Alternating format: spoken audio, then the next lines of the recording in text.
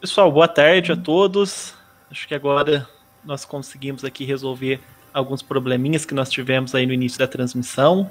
Então, eu agradeço a todos aí que colaboraram conosco aí para que hoje estivéssemos aqui. Bom, inicialmente gostaria de introduzir nossas convidadas aqui nesse bate-papo hoje, né, relacionado ao direito sucessório, ao planejamento sucessório, né. Primeiro, gostaria de trazer a nossa convidada, a doutora Cristiane Bassi Jacobi. Ela é advogada, mestre em Direito, especialista em Direito Processual Civil, Direito Empresarial, Direito Imobiliário, presidente da Senfam, vice-presidente da Comissão do Direito Imobiliário e Condominial da OAB, da 12ª subseção da OAB, presidente do Núcleo Setorial Condominial da CIRP e aluna da pós-graduação de Gestão Imobiliária da FAAP. Gostaria de dar as boas-vindas. Gostaria de dar as boas-vindas aqui à professora Cristiane, então. Até hoje, isso eu falei para ele. Professora, seja bem-vinda.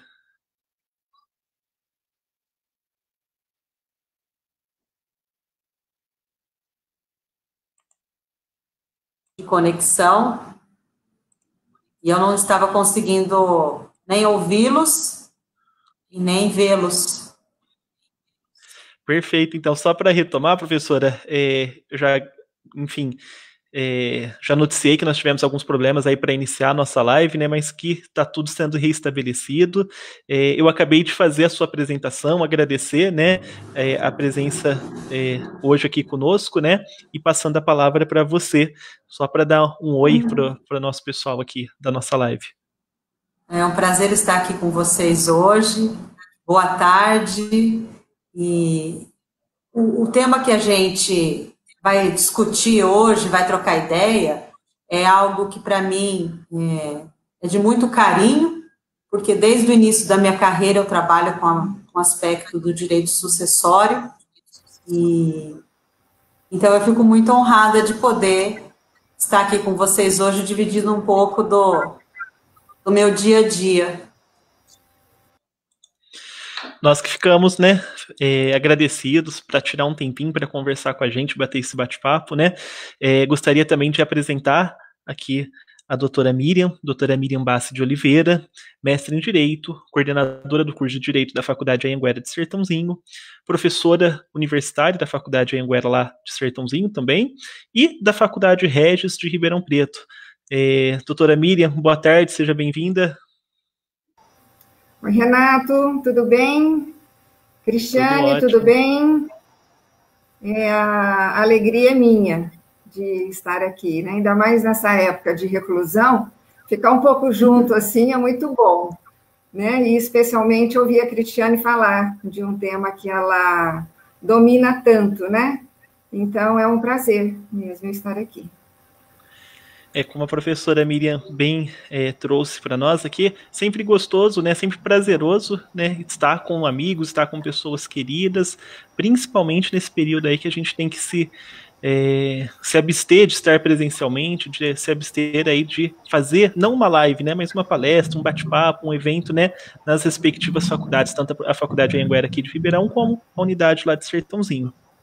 Bom, o nosso tema de hoje, antes de passar, né, as inquietações que nós temos aí com a doutora Cristiane, né, expert que vai nos auxiliar, é justamente para falar um pouquinho, trazer um pouquinho do direito sucessório ou do planejamento sucessório, né. Lógico, nós temos aqui a oportunidade de tirar a dúvida com uma pessoa como a doutora Cristiane, mas, né, a ideia também de levar um pouquinho para os nossos alunos da Faculdade de Anhanguera, para as pessoas que tenham curiosidade aí no direito sucessório, né, e daqui a pouco nós vamos saber o que é esse direito sucessório que eu estou falando aqui, né, mas a ideia é o seguinte, pessoal, nós vamos trabalhar com um tema muito delicado.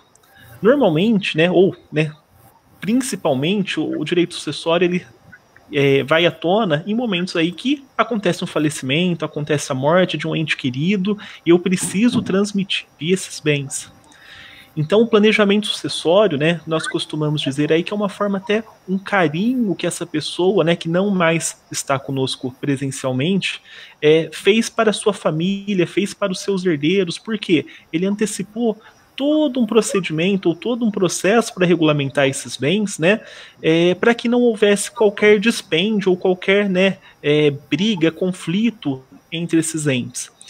Então é basicamente nesse sentido, né, a nossa conversa de hoje, e vamos ter aí alguns assuntos para tratar com a doutora Cristiane, e ao final a gente deixa aberto também para quem estiver nos assistindo aí para poder fazer algumas indicações, orientações, enfim.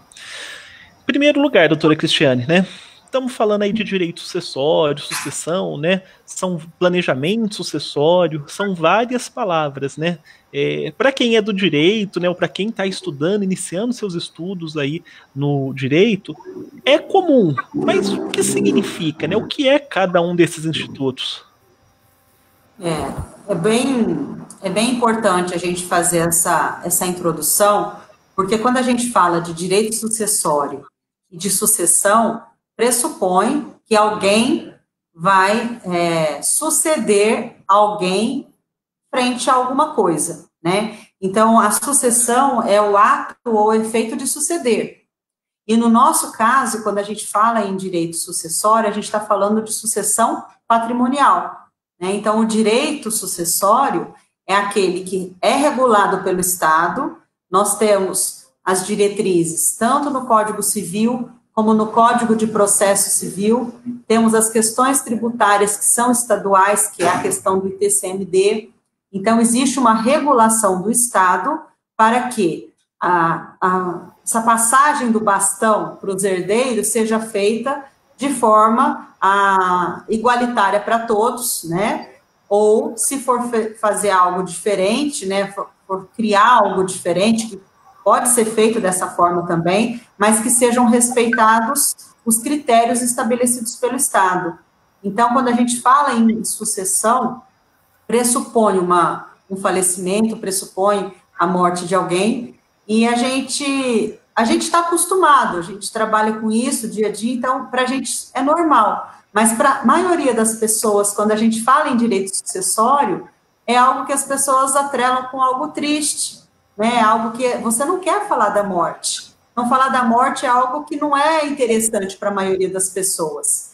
Principalmente no nosso Brasil, que nós não temos uma cultura de testamento, nós não temos uma cultura de planejamento, né? Então, quando você fala em planejar algo, pressupõe você pensar naquilo.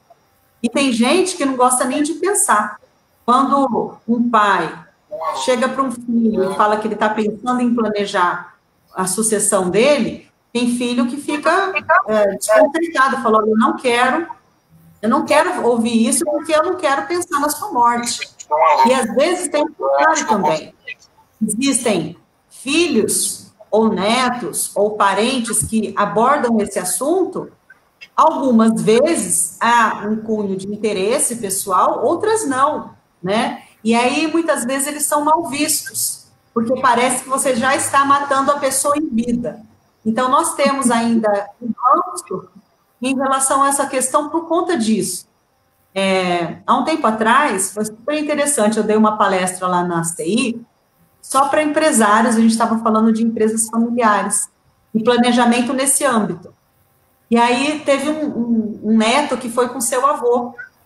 E aí, na hora que eu comentei sobre isso, olha, a gente tem que desmistificar, não é porque aquela pessoa está falando sobre a importância do planejamento que ele é interesseiro. Aí aquele neto levantou a mão e falou, nossa, doutora, graças a Deus a senhora está falando, porque esse senhor aqui, ó, e apontou para o velhinho dele, para o avôzinho dele, fica achando que eu sou interesseiro, ele já falou para mim, não me mata em vida. Então, a gente tem essa cultura ainda, e é o primeiro passo que eu acredito, nós como professores, nós temos que orientar os nossos alunos para que não tenham esses tabus. Né? É importante, a única certeza que a gente tem é que a gente nasce e que a gente morre. Uma hora a gente vai mais estar aqui. Então, se existir a possibilidade da gente trabalhar o planejamento e preparar essa sucessão, porque já é difícil a perda da pessoa. Você perder a pessoa, ainda ter uma desorganização ou um custo muito elevado, isso já, né, é um peso a mais. Então, eu penso que o planejamento, ele é um ponto que a gente tem que desmistificar, que ele não é ruim, ele é muito bom. Esse é o primeiro ponto. E também, Cristiane, envolve também planejamento tributário, né? O planejamento sucessório, ele é assim, tipo 80% planejamento tributário, porque a gente tem que considerar não só a parte tributária, mas as custas em termos de advogado, escritura pública, registro, dependendo do patrimônio, a questão do lapso temporal, quanto tempo isso vai demorar? Depende do patrimônio, depende do que você tem para investir no momento. Você tem condições de investir quanto agora? Se você tem condições de investir e liquidar tudo de uma forma rápida, ele é rápido. Agora, dependendo do vulto do patrimônio, a pessoa às vezes assusta, ela fala, olha, mas como que eu vou pagar tantas escrituras de uma vez? Como que eu vou fazer o recolhimento de tantas doações de uma vez? Então, tudo vai depender do tempo que a pessoa tem. Ela dispõe, olha, eu estou dispondo aí, nos próximos 5 anos eu quero me dedicar a isso. Beleza, é uma coisa. Outra coisa, ele fala, olha, eu quero tudo para o mês que vem. E aí, dependendo da situação, você tem que pôr na ponta do lápis, e às vezes a pessoa, eu não imaginei que fosse ser caro. Então, dependendo do procedimento que a gente vai regular, ele vai para um campo ou vai para outro. Né? E os custos vão variando também. E aí eu acho muito interessante, né, esse tema desse planejamento, porque eu entendo que é uma via para se evitar litígio no futuro, né? Então, tudo aquilo que evita litígio, eu sou muito favorável. Eu acho que é muito bem-vindo, né? Então, a gente tem aí evitar eventuais conflitos. E também segurança jurídica, né? É um procedimento aí que vai trazer bastante segurança jurídica, evitar conflitos. Então, são... Redução de carga tributária, dependendo da situação. Você vai deixar de despender mais do que é o necessário, né? Então, realmente, é uma via bastante útil em todos os sentidos, né? Bem bacana mesmo, eu acho. Eu queria te fazer uma pergunta, eu marquei aqui uma dúvida que eu tinha, mas você já começou a falar, né? Que é a respeito dessas dificuldades e as perspectivas, né, dessa área. Mas você até já abordou alguma coisa, era uma dúvida que eu tinha aí, Assis. A dificuldade disso é a perspectiva da área, né? Sim. Quando a gente fala nas dificuldades e nas perspectivas, a gente não pensa só em nível de Brasil. Porque se a gente for parar para pensar em alguns ditados populares, eu vou ler alguns aqui para vocês. No Brasil, pai rico, filho nobre, neto pobre. No México, pai comerciante, filho playboy, neto mendigo. Na Alemanha, a primeira geração desenvolve, a segunda herda e a terceira destrói. E, de uma forma universal, pai na coluna empresarial, filho na coluna social e neto na coluna policial. Nossa. Então, a gente percebe, com essa leitura, que a gente... É um senso comum, vamos colocar assim, é uma brincadeira. Mas toda brincadeira tem um fundo de verdade. Então, percebam como a nossa cultura, ainda em nível mundial, é ainda muito pobre em termos de você se programar para ter uma continuidade, não só da questão patrimonial, a gente está falando hoje de patrimônio, mas vamos falar em questão de legado também, do nome de uma empresa que foi constituída há 50 anos atrás, do nome da família, né, que a pessoa às vezes quer honrar o que o pai, o que o avô fez. Então, quando a gente se depara com esses ditados populares, com essas máximas, a gente assusta e vê o que as pessoas estão buscando. Elas estão buscando facilidades, elas estão buscando continuidade, elas querem o que você disse, Miriam, que é a questão da pacificação para recebimento desse patrimônio, né? Você está recebendo o patrimônio, mas de que forma? De que forma você contribui para que isso seja harmônico entre as partes, né? Então, eu penso que esse primeiro ponto, que é de âmbito mundial, é essa questão que as pessoas têm de se usufruir do patrimônio sem pensar na continuidade efetiva dele, né? Uma outra questão no âmbito empresarial, que é a dificuldade da passagem de bastão. Quando você tem um empresário, teve uma palestra que eu fiz, em que eu achei uma imagem que representava 100% isso que eu estou falando. Era uma imagem do empresário segurando assim no chão, arrastando as unhas e sendo puxado pelos pés. E aí ele falava, mas eu não quero sair. Então, é a ideia que o empresário tem, que quando ele faz o planejamento, ele tem que ser tirado do negócio. É verdade. E é uma ideia errônea, porque ele só vai ser tirado do negócio se o planejamento dele prevê isso. Se ele quer continuar, ele pode continuar tanto na gestão, como em nível de administração, em nível de colegiado. Existem inúmeras possibilidades para que ele possa permanecer na empresa. Então, são outras questões, são paradigmas que precisam ser vencidos também.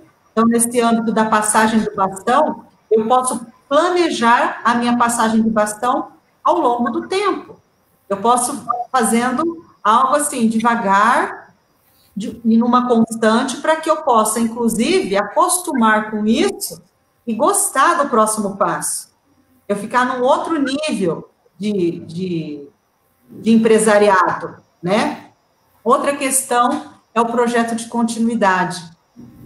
Nós já tivemos alguns casos, Miri e Renato, que foi assim, o empresário, ele tinha um negócio, era grande e era voltado para a área da odontologia. E nenhum dos filhos optou pela área. Existia um negócio, ele já estava formado, bem lucrativo, ninguém queria ficar com o negócio. E aí o pai falou, e agora? Eu vendo, o que eu faço com isso, né? Eu dou, eu encerro, meus filhos vão perder. Então, existem planejamentos em que os filhos, eles não precisam estar atuantes dentro da empresa, mas eles podem receber os recebíveis. Você pode trabalhar com uma administração profissional, com uma prestação de contas, obviamente, e os filhos não atuarem na área, mas estarem dentro do patrimônio, de uma certa forma. Então, existem inúmeras possibilidades, mas as pessoas, elas se fecham de receio, de medo do que vai vir adiante, né? E outro ponto muito importante que a Miriam já falou, que é a gestão dos conflitos. A partir do momento que a gente pega para fazer um planejamento, a gente vai analisar tudo. O patrimônio, quem é a família, quem são as pessoas envolvidas, quais são os conflitos, quais são os interesses, o que as pessoas buscam, o que elas querem, como elas contribuem, como que você, como profissional, pode auxiliar. Muitas vezes, a gente tem que iniciar, às vezes, com uma mediação. Você não consegue iniciar um planejamento sucessório se tiver algum conflito ali. E, às vezes, o patriarca ou a matriarca, ela quer a participação dos seus filhos, dos seus descendentes. E aí, fica mais difícil quando tem conflito. Então, o primeiro ponto é você identificar os interesses e os conflitos, trabalhar tudo isso, para depois entrar no ramo do direito. O ramo do direito vai ser o último. Primeiro, a gente tem que trabalhar as pessoas. Uma outra questão interessante, e é referente a essa questão, não é nem dificuldade, vamos colocar assim, são desafios, né? É a questão da transição das gerações. A gente percebe, a gente com os nossos filhos, a gente com os nossos pais, há uma diferença muito grande das gerações. E, às vezes, o que eles falam não bate legal com a gente, ou a gente não entende muito bem o que os filhos falam, porque a geração, a cabeça deles já é diferente. Não tem certo e errado, tem diferenças. E, muitas vezes, as pessoas, ao invés delas buscarem se coligar para complementar, elas se distanciam, porque há ruptura. Na hora que eu falo alguma coisa e meu pai não me entende, a ideia, assim, o principal que a maioria das pessoas faz é, ele não me quer, traz uma ruptura. Então, se você conseguir enxergar isso como um ponto favorável, e aos poucos, né, e driblando as situações, você pode trazer isso como uma vantagem, inclusive uma vantagem competitiva. Mas isso é muito complicado, isso depende muito das pessoas e do relacionamento.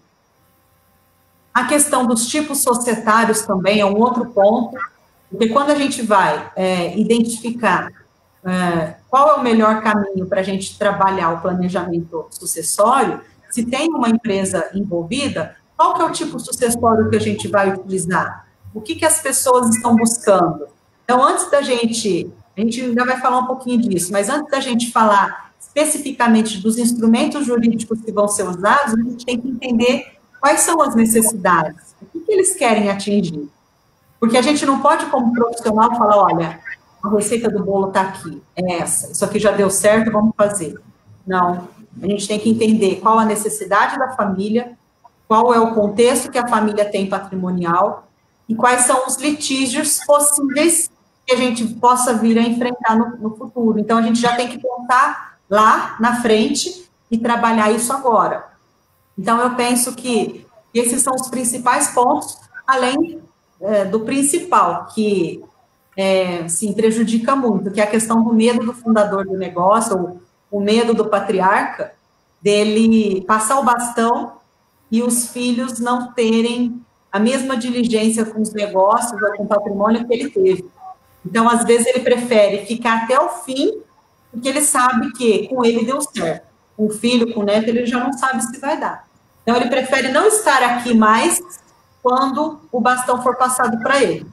Então, eu acredito que sejam os pontos principais dos desafios e das perspectivas que a gente tem. Não, perfeito. Até aproveitando, né, o ensejo da doutora Cristiane, a gente verifica porque cada caso que chega ao escritório é uma realidade diferente, são, né, um patrimônio, valores, um histórico familiar, né, e a gente brinca, né, a pessoa que trabalha no direito de família, no direito de sucessão, acaba sendo um psicólogo também, né, às vezes vai ali, ouve de um herdeiro, ouve de outro, né, concordo, não concordo. E também as crenças, viu, Renato? As pessoas chegam com crenças já pré-definidas e muitas vezes, infelizmente, as pessoas têm muito receio da figura do advogado. Então, a gente tem que trabalhar o desbloqueio dessas crenças, porque não são todos os advogados iguais, assim como não são todos os médicos, ou os lixeiros, ou os dentistas iguais. As pessoas são diferentes, as posturas são diferentes. Então, eu acho que um primeiro passo para o advogado é passar essa confiabilidade no sentido de que o cliente possa entender que você está buscando uma solução para ele de forma harmônica e considerando um todo. Você não está pensando só num aspecto, porque o planejamento sucessório não pode ser pensar pontualmente, vou pensar só na empresa. Não, você tem que pensar no todo, porque uma coisa está relacionada à outra. Sim. E até nesse contexto, né, a gente sabe sim que tem pessoas que de repente não está muito na área jurídica, né? Quando a gente fala em patrimônio, né? Eu lembro lá de um carro, de uma casa, enfim. Mas tem outros bens também que se qualificam, que são, né, parte do patrimônio de uma pessoa. O que você definiria, o que mais compõe o patrimônio de cada um? Essa pergunta é muito boa, sabe por quê? Ela é simples, mas ela, muitas vezes, as pessoas não se atentam. O que é o patrimônio? É o débito e o crédito, é o ativo e o passivo. Então, quando você fala assim, olha, eu quero fazer um planejamento patrimonial, você não vai pegar só o ativo, você não vai pegar só o crédito, só o imóvel, só o dinheiro, só o investimento, só os veículos, a empresa. Não. Você vai ter que fazer um balanço, né? Você vai ter que verificar o que há de passivo. Existe algum débito? Existem credores? Eu preciso trabalhar aí a questão do passivo tributário, de um passivo trabalhista, de um passivo indenizatório. do passivo junto à Receita Federal, à Prefeitura, ao Estado, e as pessoas se esquecem. Então, na hora que chega para fazer o inventário, ela acha que o herdeiro acha que ela vai receber só o crédito. Ela, em tese, né, juridicamente falando, o herdeiro não recebe o passivo, mas o patrimônio se esvazia para pagar esse passivo. Né? O herdeiro não recebe a dívida, mas ele recebe menos porque tem que pagar o credor. Então, quando a gente trabalha com o planejamento sucessório, a gente tem essa ideia do patrimônio. Patrimônio é ativo e passivo. E se tem condições da gente já ir trabalhando um planejamento de modo a quitar esses débitos, a gente já vai eliminando para que, na hora que esse planejamento estiver maduro, ele já possa ter quitado toda a dívida com seus credores. Então, isso é um ponto fundamental. Cristiane, eu queria que você falasse um pouco sobre governança corporativa, especialmente em empresa familiar, né? Uhum. Tem um modelo todo específico, né? A empresa familiar. E o ponto positivo aí desse planejamento, especificamente para essa empresa familiar e o reflexo que isso daí vai dar na governança da empresa, né? Sim. Quando a gente está diante da questão da governança corporativa, a gente está falando de práticas de transparência, práticas de documentos saudáveis, estruturas jurídicas bem estruturadas, né, documentos que relacionam as partes. Você está falando de uma empresa saudável, de uma empresa que está apta a ser vendida de uma forma a aparecer para a sociedade como saudável. Então, quando a gente fala que o planejamento sucessório, ele dá uma vida, ele valoriza o negócio, aí a gente já está falando de negócio familiar que tem o caráter tanto da família como dos negócios, né? Tem essa tríade de família, negócios e patrimônio. Pega muito bem quando a gente vai negociar uma empresa e você percebe que já houve uma estruturação em termos de estruturação patrimonial mesmo, né? Então, documento está ok, transparência está ok, então há uma valorização desse negócio. Então, é um ponto fundamental, porque quando você pega uma empresa para comprar ou para avaliar, você vai analisá-la em todas as suas vertentes. E quando há alguma questão de litígio entre os acionistas ou entre os cotistas, isso é algo que desvaloriza o negócio. Então, por isso que eu sempre falo, o planejamento, ele te ajuda a valorizar a sua sociedade, porque você coloca ela em bons trilhos, você dá aquela limpada no litígio, você dá aquela organizada documental e deixa tudo pronto. Precisou vender, está ali, está pronta para venda. Muito bem. Perfeito. Pessoal, gostaria só de mandar um abraço para o Dr. Daniel Ronde, para a doutora Lilian Toiana, o Rodrigo, a Lilian, que está nos acompanhando aqui a nossa live. Um abraço para todos vocês. E dando continuidade, enfim, a gente verificou a questão do patrimônio, de como funciona, questões que circundam, né, o porquê eu buscar um advogado, o porquê, né, eu antecipar eventual aí partilha de bens, mas de uma maneira assim prática, vamos dizer. O que vem a ser esse planejamento sucessório? O planejamento sucessório, ele abrange várias... Essa pergunta, ela é ótima, mas você me coloca assim, numa situação que eu vou ter que falar de um pouquinho de cada coisa. O planejamento sucessório, ele depende muito do patrimônio que a família está trazendo e do que a pessoa está buscando. Então, se a pessoa chega com um patrimônio vasto imobiliário, que está em nome de pessoa física, qual é a primeira coisa que você pensa? Eu preciso reduzir o IPTU dessa família, eu preciso... IPTU não, desculpa. o imposto de renda em relação a esses locativos, se esses imóveis forem para locação. Então, quando o imóvel está em nome de pessoa física, ele vai ter uma tributação muito alta. Ao passo que, se você colocar todo esse patrimônio dentro de uma empresa, os aluguéis vão ser tributados com uma alíquota muito mais baixa. Então, você já consegue trabalhar certas vantagens patrimoniais, tributárias, já em vida. Então, ele já consegue ver uma vantagem em termos de carga tributária. Contudo, não são todos os casos, são todos os negócios que a gente consegue fazer esse tipo de aplicação.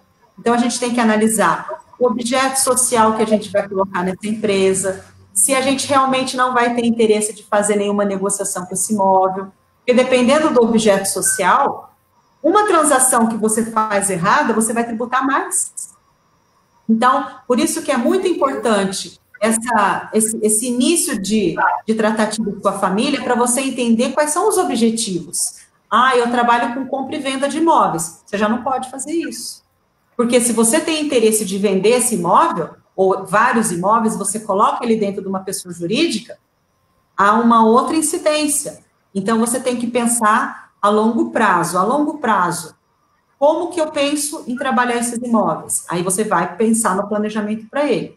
Então, o pessoal fala de planejamento em termos de doação, planejamento em termos de criação de empresa holding, também não são todos os casos que a gente indica, tem que ter uma série de situações que justifiquem o custo, porque tudo isso implica em custo, né? Então, a gente tem que entender o porquê de cada situação para planejar uma estrutura jurídica que, quando houver o óbito, as coisas já estejam ou resolvidas já em vida ou preparadas para depois da morte, com um testamento, ou com uma antecipação de legítima, ou já com divisão de bens dentro de cotas empresariais, a questão de bem de família. São vários institutos que a gente pode trabalhar que visam o planejar para a sucessão futura. E um outro ponto importante, que a gente falou, mas assim, bem rapidamente, é que quando a gente fala em planejamento, a gente não precisa pensar em algo de transmissão em vida agora. Eu estou planejando, eu tanto posso planejar para algo agora, ou parte de planejamento ser efetivado agora, como eu posso trabalhar isso ao longo do período, como eu posso deixar isso só para a data do meu óbito. Eu não preciso adiantar nada. Então, o planejamento não pressupõe transferência patrimonial. Ele só vai transferir patrimônio hoje, se for da vontade dele. Porque ninguém obriga ninguém a doar ou fazer transferência patrimonial. Então, isso é um ponto importante que eu sempre falo para os clientes, que não precisa ter receio. A transferência só vai existir se você quiser. Eu tinha aqui uma dúvida que eu acho que você já respondeu, né? Eu fiquei pensando no tema, eu falei, o que pode ser pensado, né, num planejamento tributário, né? Tem muita coisa para pensar, então, Não falei ainda não, viu? Tem muita coisa. Mas você já deu aí bastante ideia já, né, sobre o que pode ser pensado nisso tudo. Muita coisa, hein, Cristiane? Você já falou. Sim, alguns pontos que a gente pode dar uma pincelada, porque a gente tem pouco tempo para falar de institutos que a gente levaria meses para estudar tudo, né, que é a questão do núcleo familiar. Quantas vezes, né, na época que a gente estudou lá na faculdade, família era uma coisa. O que é família hoje? O conceito de família está totalmente diferente do que quando a gente estudou na faculdade. Há uma evolução, a sociedade está evoluindo e o direito está evoluindo junto. Então, a gente tem que pensar no núcleo familiar. Quem constitui esse núcleo familiar? Pai, mãe, filho? Pai, mãe, filhos? Filhos de um único casamento? De 2, de 3, de 5? De casamentos anteriores de união estável atual? De união estável que tem documento documentando toda a questão patrimonial, ou de união estável verbal, né? O bem que a gente reside está gravado como bem de família? Não está? Há necessidade disso? Não há? Há um pacto antinupcial que faça algum tipo de preparação patrimonial para o óbito? Porque existe possibilidade.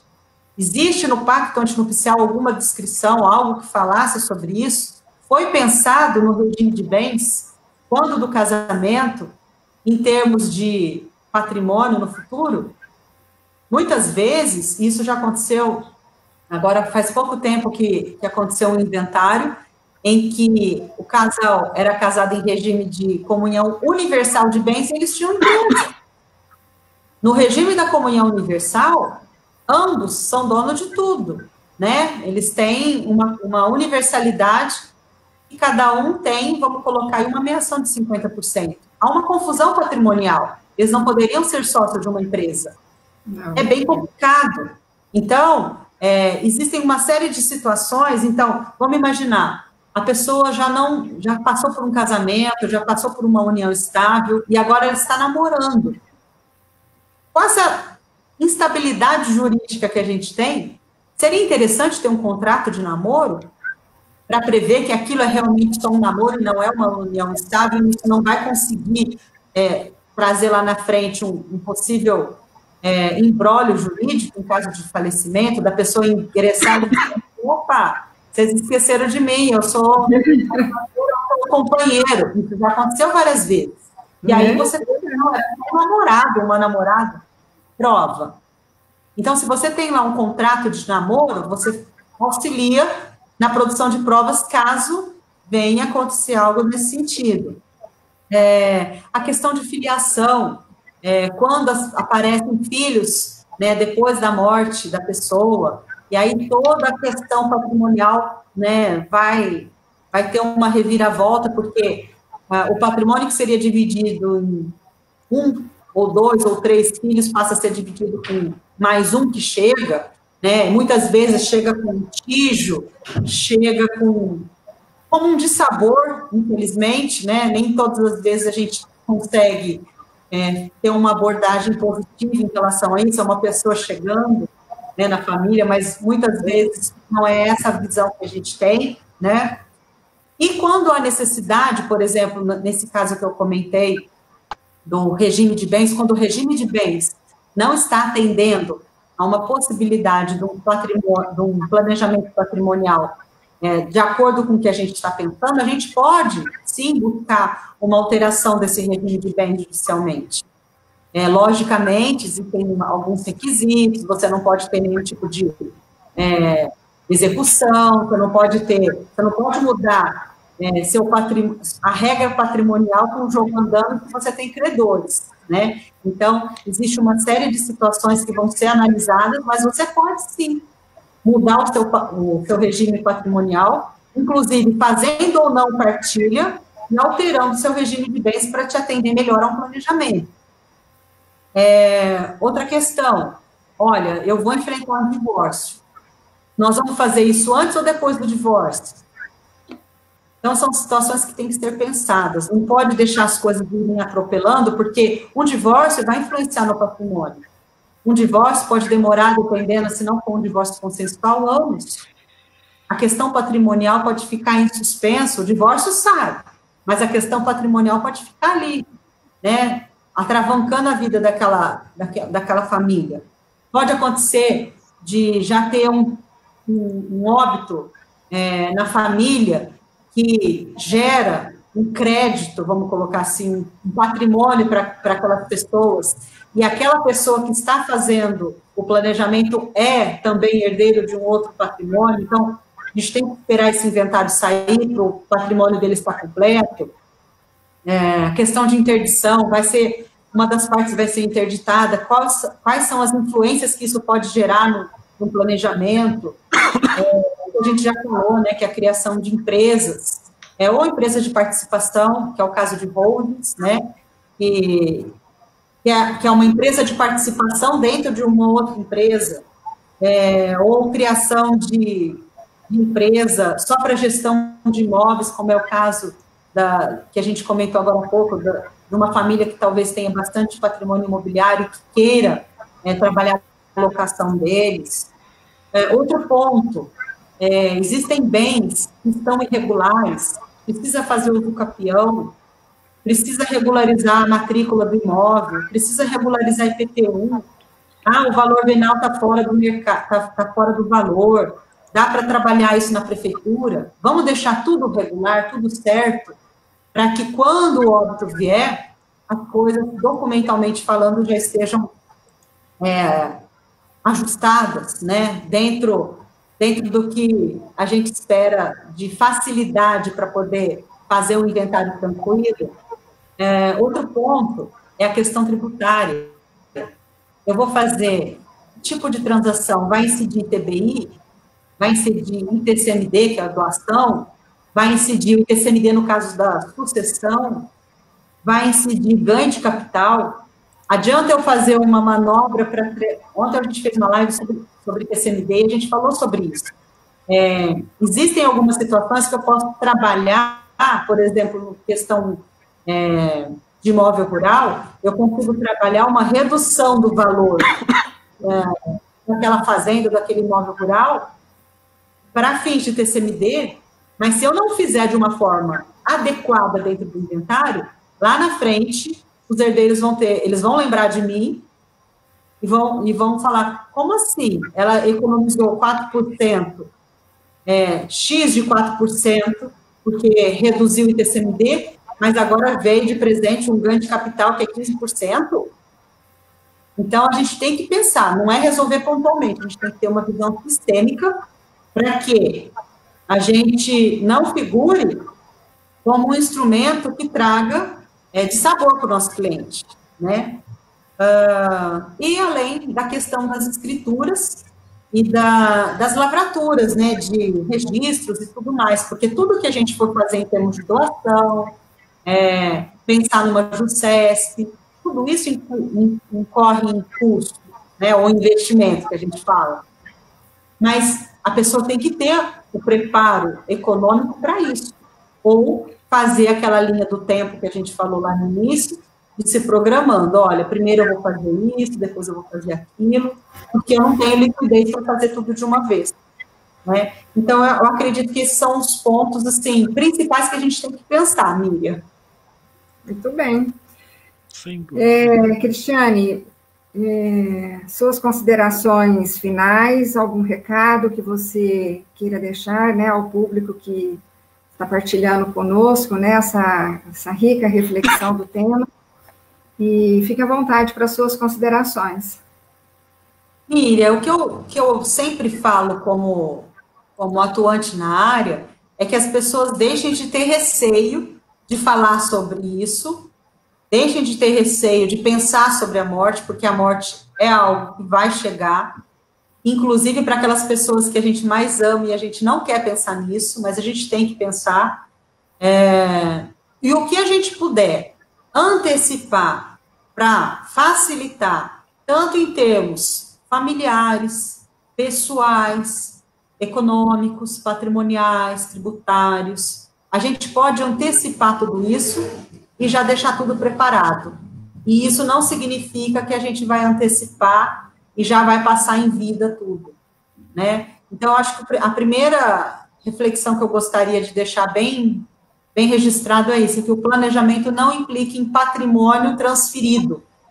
O patrimônio só vai ser transferido com a vontade da parte. E outra coisa, às vezes as pessoas falam assim, mas é caro. Okay. Essa é uma dúvida, né? Um litígio é barato? No meu escritório, eu sempre falo, vamos optar pelo consensual, que ele é mais barato, ele é mais gostoso de fazer, ele interage com as pessoas trocam ideias, a gente se enriquece com as pessoas se enriquecem com a gente, é uma troca. E é um valor X. Agora, aparecer um litígio, são 50 vezes esse X. Então, todas as vezes que há um litígio, às vezes eu desmotivo as pessoas só em falar no custo. Olha, o custo para isso vão ser, deixa eu pensar aqui, 5 anos, 10 anos, Quantos anos será que eu vou ficar amarrada nesse litígio? Uns 15? Eu vou ter que cobrar por isso. Então, a gente desmotiva as pessoas porque elas acham, muitas vezes, que o litígio vale a pena, mas o litígio nunca vale a pena. Nem financeiramente, nem emocionalmente e nem familiarmente falando. O litígio é a última opção, assim, quando realmente não tem jeito. Mas havendo a possibilidade que as pessoas se abram para que elas possam construir juntas esse planejamento sucessório junto aos seus pais, junto aos seus avós, e auxiliarem a continuidade dos negócios, do nome da família e tudo mais. Porque ela faz parte. Muito bem. Cristiane, eu vou aproveitar, enfim, antes de eu fazer aqui um apontamento, só gostaria de destacar aqui a presença, enfim, né, do Dr. Marcelo Palinques, Dr. Felipe Salgado, professor Luiz Puntel, né, obrigado pela participação de vocês, da Gabriela, da Danilo, da Rita, é um prazer de todos esses, né, a Rita, a Vanessa, o Leandro, o Francisco, a Janaína, muito obrigado pela presença de vocês, a Lilian aqui também concordando, né, porque muitas vezes o cliente chega, ele acha que, né, ele prefere não abrir mão de alguma coisa ou não perder a razão que ele acredita que ele tem ali e pode vir complicar um pouquinho. Eu tenho uma pergunta aqui que veio por WhatsApp. E aí eu gostaria, antes de fazer, só abrir uma aspas aí de uma fala, né? Hoje a gente, ou não, né? Daqui a pouco nós vamos ter que consultar um advogado para quem vai namorar, para quem vai se relacionar, para não caracterizar o Eu não estou te ouvindo. Eu retornei aqui uma fala sua que daqui a pouco a gente vai buscar pelo advogado para verificar se eu posso namorar, se esse meu namoro é uma união estável, se eu vou ter que dividir algum patrimônio meu com a minha namorada, né? Mas é bem assim. Mas nesse sentido, né, é o que veio aqui uma pergunta da Gabriela pelo WhatsApp, no seguinte sentido. Para eu fazer um planejamento familiar, perdão, um planejamento sucessório, parte da pergunta você já respondeu, eu preciso analisar, né, o patrimônio, a demanda, enfim, tudo isso vai acarretar na questão aí do valor dos honorários do profissional. E também em relação ao trabalho a ser despendido e o tempo.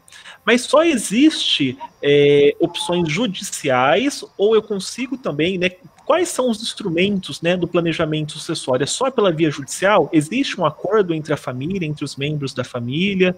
Ele vai ter validade judicial futuramente? Essa sua pergunta é excelente, sabe por quê? Aqui no nosso escritório, a gente preza pela participação das pessoas e pelos meios extrajudiciais.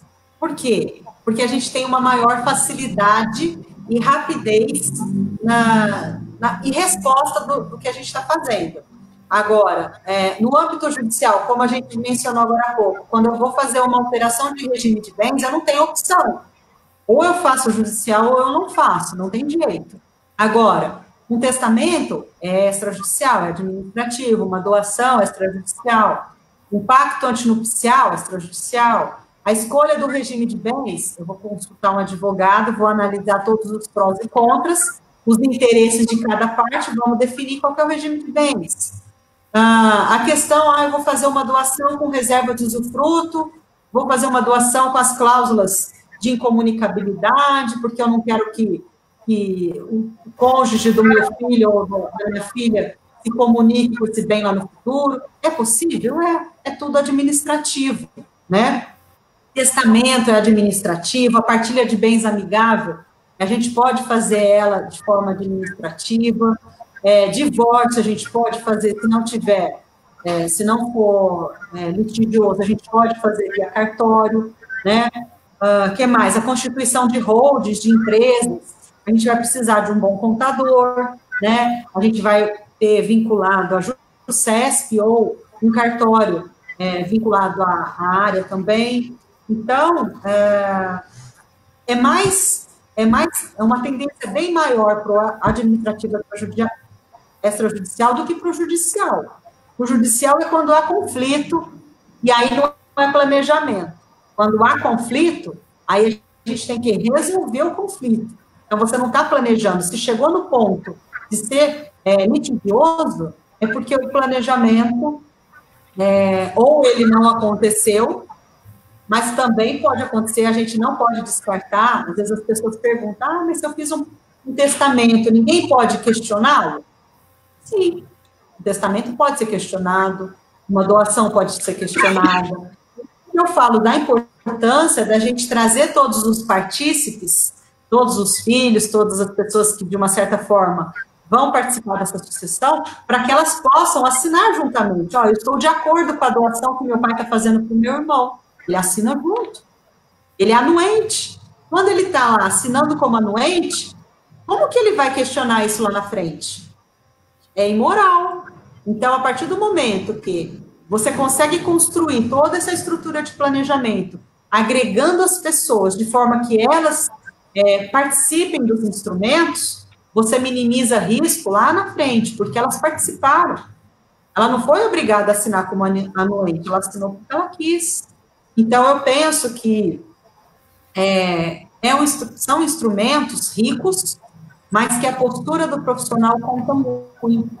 Porque quando você orienta o seu cliente, ele está confiando em você. Então, você tem que ter muita lisura, assim, uma questão ética muito forte, porque você pode influenciar para um lado bacana ou um lado que não é tão legal, para lesar alguém ou para tentar excluir alguém de uma herança. E isso já aconteceu no escritório também, um pai procurando para fazer o planejamento para lesar um dos filhos. Eu falei, olha, eu sinto muito, eu vou te dar alguns caminhos, mas sem nenhum. Eu não posso ajudar a fazer algo que eu não concordo. Se ele é teu filho, você tem que inseri-lo no seu patrimônio. Você pode beneficiar alguns de algumas formas? Pode, a gente pode trabalhar, né? Até 50% do seu patrimônio você pode dispor em vida, não tem problema nenhum, mas 50% você tem que reservar para os filhos, e esse filho faz parte. Então, é muito importante que a gente, como profissional, também tenha certos cuidados, porque numa dessas, se eu participo disso e faço, às vezes até bem amarrado, eu sei que amanhã, aquele que se sentir excluído, ele pode buscar judicialmente e vai se formar um litígio, sendo que não tem necessidade disso, né? Então, o nosso papel como profissional é muito determinante, eu acredito, nesse sentido. Perfeito. Antes de passar a palavra para a professora Miriam, gostaria só, né, enfim, de pontuar, e acredito que ambas vão concordar com o meu posicionamento, né, o advogado, principalmente, né, nessa questão, tem que ser um aliado. Então, assim, busque um profissional de sua confiança, busque uma pessoa íntegra. Vamos lembrar que é interessante ou é recomendado eu buscar um profissional que atue nessa área, né? Vamos pensar assim, eu tô com... quando você fica doente, você vai no médico específico para ele, né, te dar a cura ou te buscar o tratamento adequado. Vamos pensar assim, né? Eu não vou buscar um profissional que ele não atende aquela área só porque ele é meu amigo, né? Às vezes ele é interessante para te orientar, mas sempre busque aí alguém que atue, né, no direito de família, na sucessão, sempre uma boa conversa, né? Uma boa conversa com um profissional que atua no dia a dia, ele já antevê eventuais problemas lá na frente. Então, assim, busca um profissional que vai te orientar. Talvez o profissional ele não vai te dar a resposta que você gostaria de ouvir, mas ele está te antecipando muita dor de cabeça do que pode ser. Nossa, Renato. Eu costumo você falou falar a palavra-chave. Às vezes a gente fala e o cliente não gosta de ouvir. Tem cliente que faz bico para a gente. Teve uma cliente que fez bico para mim e ficou um bom tempo sem falar comigo, porque ela não gostou da orientação que eu dei para ela. E aí depois, a mãe dela, né, foi falando para ela, olha, ela só falou isso para o seu bem, porque se você fizesse o que você queria, hoje o seu contexto ia ser perder o patrimônio, porque realmente ela estava agindo pela emoção e ela ia perder. E aí, quando eu falei para ela o que ela não queria ouvir, ela ficou magoada. Às vezes um profissional que está um pouco distante aí, né, que não é um amigo de família, alguma coisa, toma cuidado com aquele relacionamento. Esse que você vai fazer agora, essa atitude pode, né, resvalar no seu patrimônio futuramente. Então, a ideia é sempre essa, buscar um profissional. Nós temos aí a doutora Cristiane como expert, ela pode falar aí com propriedade, como tem falado aí ao longo da live. Miriam, tem alguma consideração a fazer? A minha consideração é gratidão por esse momento tão rico, agradecimento, né, a Cristiane partilhar conosco dos seus conhecimentos e a minha gratidão por esse momento. Gostei muito, obrigada. Nossa, eu que agradeço, Miriam. Fiquei honrada com o seu convite. Pessoal, nós fizemos, enfim, né, tivemos um probleminha no início, mas trabalhamos um pouquinho sobre o planejamento sucessório. O vídeo vai ficar disponível, depois tanto a doutora Miriam como a doutora Cristiane também vai disponibilizar nas redes sociais das respectivas. Ficamos à disposição aí, se tiver alguma indagação que não foi feita ou que não foi passada ao longo da nossa live, pode fazer nos comentários, vai ser repassado para a doutora Cristiane, né, para a doutora Miriam, que elas puderem aí orientarem. Agradeço muito, novamente, a doutora Cristiane por, né, compartilhar com a gente aí um tempo, né, hoje, nessa loucura de quarentena, de ficar em casa, né, é sempre bom, né, ter pessoas amigas, ter pessoas queridas aí, dividir um momento em conjunto. Retomo, né, agora o compromisso já e o convite que tão logo aí Deus nos permita estar presente novamente, né, e com eventos públicos, né, venha fazer uma visita para nós aqui na Faculdade Anhanguera de Ribeirão Preto, a mesma coisa na Faculdade Anhanguera de Sertãozinho. Eu acho que é um tema que às vezes passa, os alunos aprendem, têm a vivência na faculdade, só que esse olhar diferenciado requer um tempo um pouquinho maior de estudo, ou do dia a dia, né, das situações que são vivenciadas, e eu gostaria muito também que você estivesse conosco para compartilhar esse seu olhar. Foi excelente, enfim, acho que foi muito esclarecedor aí esse planejamento sucessório, cada um de nós, né, revisitando o tema ou aprendendo o tema pela primeira vez, foi muito interessante. Então, já fica desde já o convite. E assim, como a Miriam falou, o agradecimento, o muito obrigado, né? E que possamos aí estar juntos novamente em outras oportunidades. Eu que agradeço. E para finalizar, eu gostaria de compartilhar com vocês um livro que eu tenho estudado e é de um grande amigo meu aqui de Ribeirão Preto, que é o do Dr. José Rubens Hernandes. Deixa eu ver se eu consigo mostrar. Sucessão Legal. Opa. Aí, agora foi. Esse livro, ele é muito... Ele fala do planejamento sucessório, uma visão prática.